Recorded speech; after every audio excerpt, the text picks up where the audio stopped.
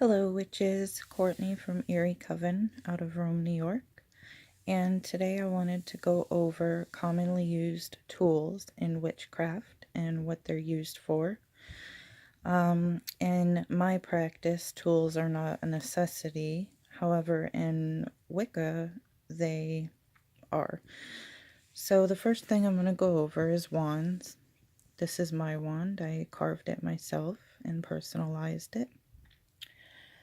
Now, wands are used by a witch in ceremonial or magical practices. Generally, it's better if the practitioner makes it themselves, carves it themselves.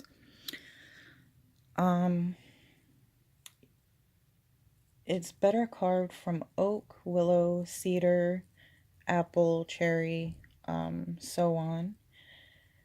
People also use crystals for wands. I just choose to use wood, or you can add crystals to them.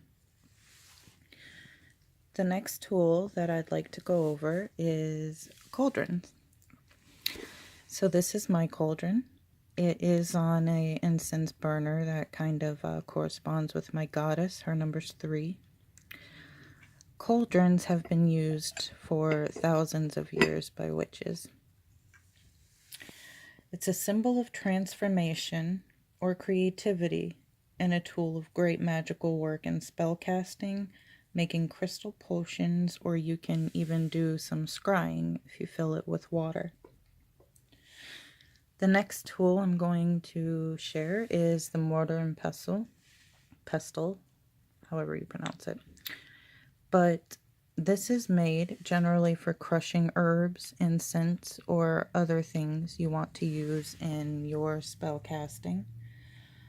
You grind the ingredients inside and add it to whatever you are practicing.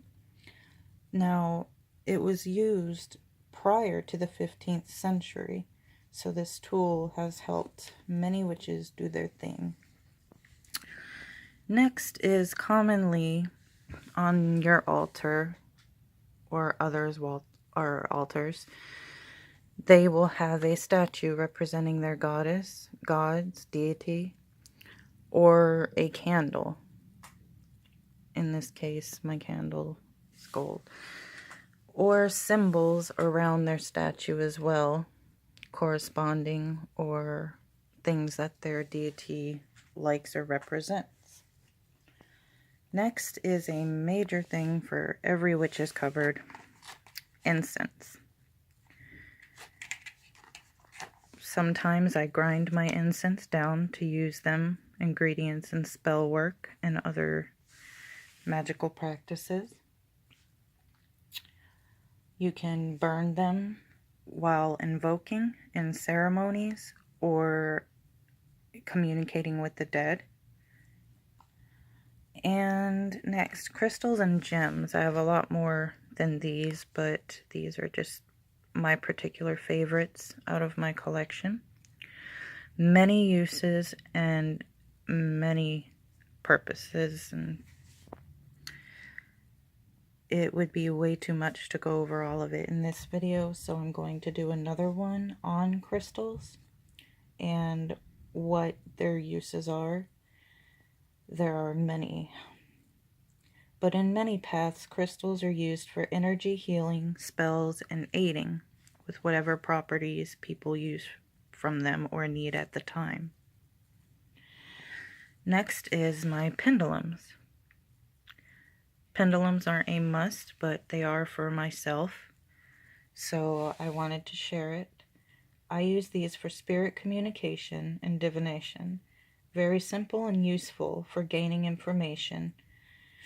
You take the pendulum and you hold and suspend them up like so, and they rock back and forth while connecting with your energy or spirit's energy that you are trying to contact. Now, after pendulums, my cards. So, not every witch does readings or has tarot cards either, but I do. And I use them for obviously readings, spirit contact, or divination. I'm going to be doing a separate video on tarot cards and oracle decks later.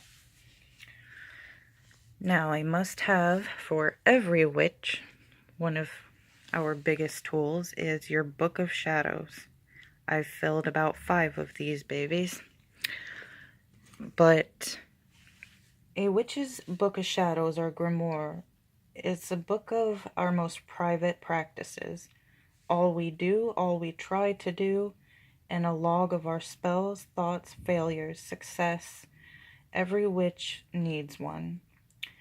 Some people spell them so that no other person can read them, or some only allow other witches to read them.